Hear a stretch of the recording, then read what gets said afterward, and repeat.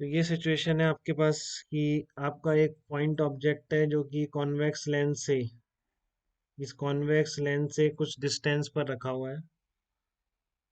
ठीक है। और वो डिस्टेंस है 25 सेंटीमीटर। फोकल लेंथ आपको दे रखी है 20 सेंटीमीटर।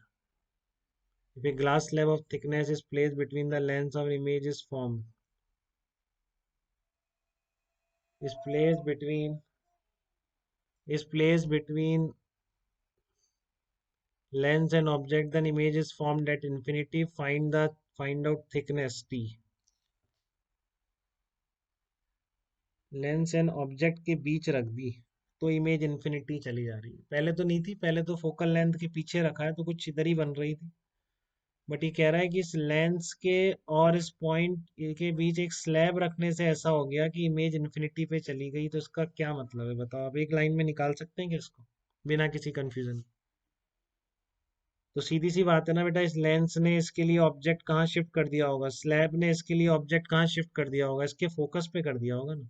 पहले तो बस काम खत्म। तो पहले इससे कितनी दूर था आपका? पहले ये 25 सेंटीमीटर डिस्टेंस पे था।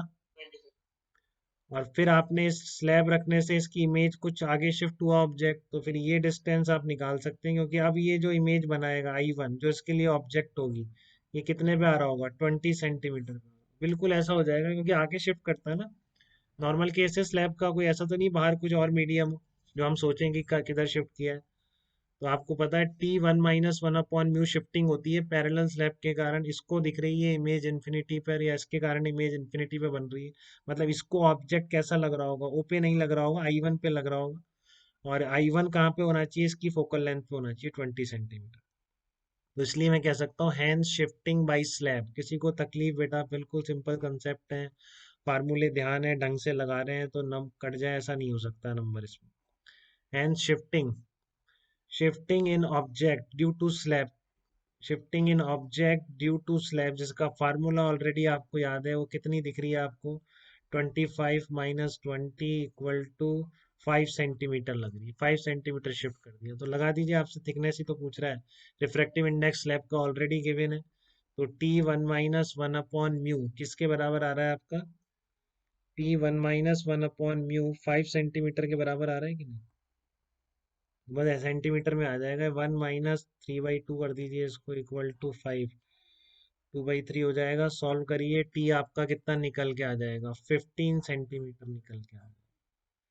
ठीक है। तो ये थिकनेस कितनी आ जाएगी आपकी स्लैब की? 15 सेंटीमीटर थिकनेस निकल के आ जाएगी। इसी तरह का एक और क्वेश्चन है। तो यहाँ पे आपने देखा स्लैब रखने पे इधर शिफ्ट हो जाता है। अब नेक्स्ट क्वेश्चन में देखो क्या किया है इसने। इसने बोला convex lens focuses a distant object on the screen, place 10 centimetre from it. तो इससे एक बात पता पड़ जाती है कि इस लेंस की फोकल लेंथ निकल गई इस वजह से। ठीक है ना। फोकल लेंस पहली लाइन से देखो, पहली लाइन है convex lens focuses a distant object on the screen, place 10 centimetre from it. इसका मतलब क्या है? पहली लाइन से फोकल लेंथ क्या पता पड़ रही है? 10 सेंटीमीटर पता पड़ रही है लेंस की। तो इस तरह की सिचुएशन थी, कुछ इस तरह का होगा। आपका लेंस पैरेलल जा रहा होगा, यहाँ पर स्क्रीन पे फोकस कर रहा होगा। ठीक है। बट इसने कहा where should the object be place so that image is formed again on the screen. अगर आपने एक ग्लास स्लैब इंट्रोड्यूस कर दी, यहाँ पर लेंस और स्क्रीन के बीच एक ग्लास स्लैब अगर इंट्रोड्यूस कर दी, तो where should the object be place so that image is again formed. Image still आपको वहीं रखनी। तो क्या होगा देखो, ग्लास स्लैब रखने से इसमें भी आगे शिफ्ट हो जाती है। कभी कभार इस तरह का केस हो आपके, तो आप ध्यान रखिए। ऑब्जेक्ट ऐसे आया और अगर आपने यहाँ पे ग्लास स्लैब रख दी, तो मान लो ऐसे जाके यहाँ इमेज बनने वाली थी ऐसे, तो अब यहाँ नहीं बनेगी, पहले ऐसे जाएगी ऐसे जाएगी, तो ये आगे शिफ्टिंग हो जाती है बेटा।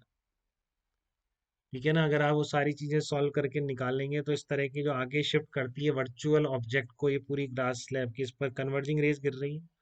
ठीक है। तो ये शिफ्टिंग भी कितनी निकल के आती है? T1 - 1/म्यू ही निकल के आती है। ध्यान रखेंगे, दोनों बेसिक केस हैं। ये जो इसने आगे शिफ्ट करी है ना, क्योंकि नॉर्मल कहीं यहाँ होता तो ये थोड़ा सा डाइवर्ट हो जाएगी, बेंड हो जाएगी, फिर आगे बेंड होगी, तो ये भी आगे शिफ्ट कर देती है। कितना? T1 - 1/म्यू शिफ्ट कर देती है। समझ रहे हैं इस चीज को? तो आपकी जो इमेज लेंस से बनती थी पहले, कहाँ बनती थी?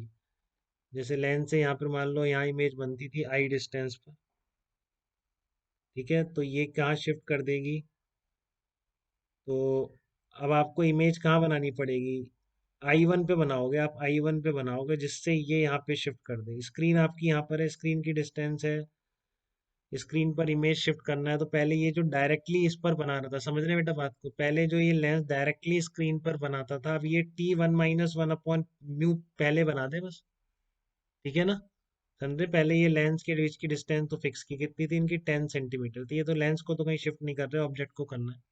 तो पहले लेंस स्क्रीन पर इमेज बना रहा था, मैं कह रहा हूँ आप स्लैब कितना आगे शिफ्ट करेगी, इतना आगे शिफ्ट कर देती है, शिफ्ट फॉरवर्ड, ठीक है ना, इतना उस इमेज को आगे शिफ्ट कर देती है, जो लेंस से डायरेक्टली इमेज बनेगी या जो बनती, उसको ये इतना आगे शिफ्ट कर देती है। आपको इमेज अब भी यहाँ से लेंस से 10 सेंटीमीटर पर ही रखनी, तो आप क्या चेंज लाएंगे, कि आप चेंज लाएंगे कि लेंस अब जो इमेज बनाए वो डायरेक्टली यहाँ ना बनाए, ठीक है ना, नहीं तो फिर स्क्रीन पर इमेज नहीं आएगी और आगे शिफ्ट करने की कोशिश करेगी, ठीक है। अगर आपको स्क्रीन पर ही इमेज चाहिए अभी, तो ये जो लेंस बनाएगा वो इससे ओरिजिनल पोजीशन से इतना पहले बना दे, T1 - 1 अपॉन म्यू, तो ये स्लैब अपने आप उसको आगे शिफ्ट करके स्क्रीन पर पहुंचा दी। तो इसके लिए आपको ऑब्जेक्ट कहाँ रखना पड़ेगा ये पूछ रहा है।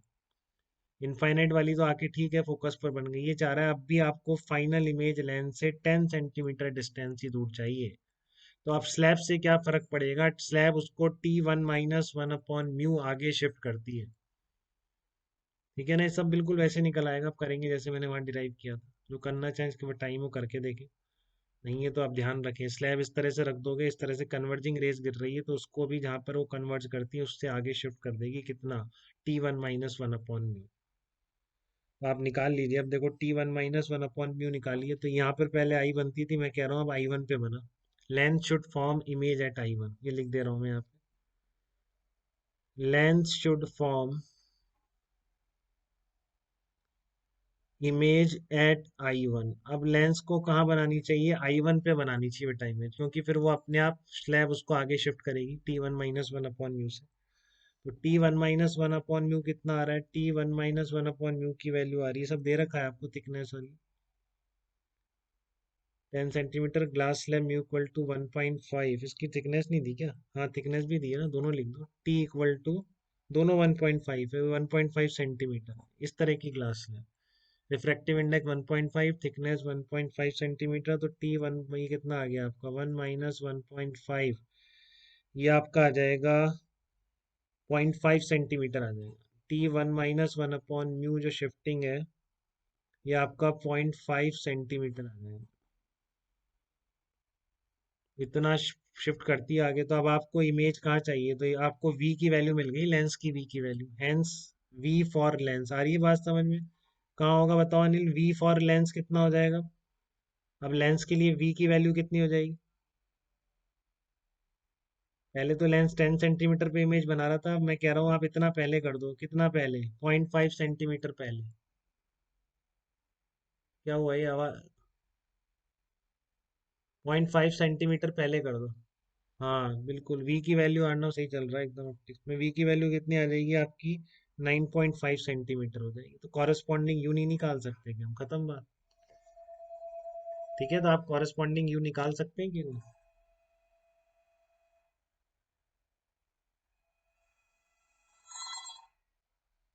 हेलो,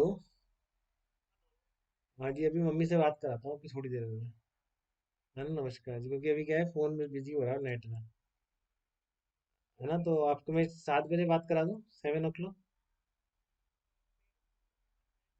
हाँ घर पे ही है। अच्छा, तो मैं एक बार 7 बजे बात करा दूँ आपकी, अभी कराऊँ ये बताइए। चलो अभी कराता हूँ 15 मिनट्स में, ठीक है, ओके।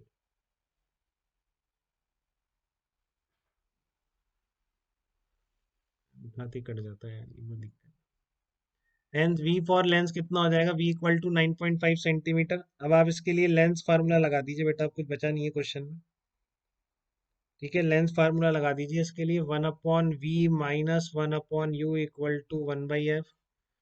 तो v की वैल्यू कितनी है, 9.5, u कितना है आपका, u ऑलरेडी है आपका किसके बराबर है, u आपको निकालना ही है, इक्वल टू 1/फोकल लेंथ कितनी है, 10 सेंटीमीटर, तब आप इसको सॉल्व कर लेंगे। 1/u इक्वल टू यू आपका यहाँ से आ जाएगा, नेगेटिव आ जाएगा। ठीक है ना, 1/9.5 -10 नेगेटिव आना भी चाहिए था, 190 सेंटीमीटर। तो आंसर ये हो जाएगा, object must be placed at 190 centimetre from the lens. यही आपका आंसर हो जाएगा। ठीक है ना, सो ऑब्जेक्ट, ये आपका आंसर हो जाएगा। So object must be placed at 190 centimetre from lens. Object must be placed at 190 centimetre from lens. ठीक है, यहाँ तक कोई कंफ्यूजन बेटा किसी भी बच्चे को तो बताए मुझे।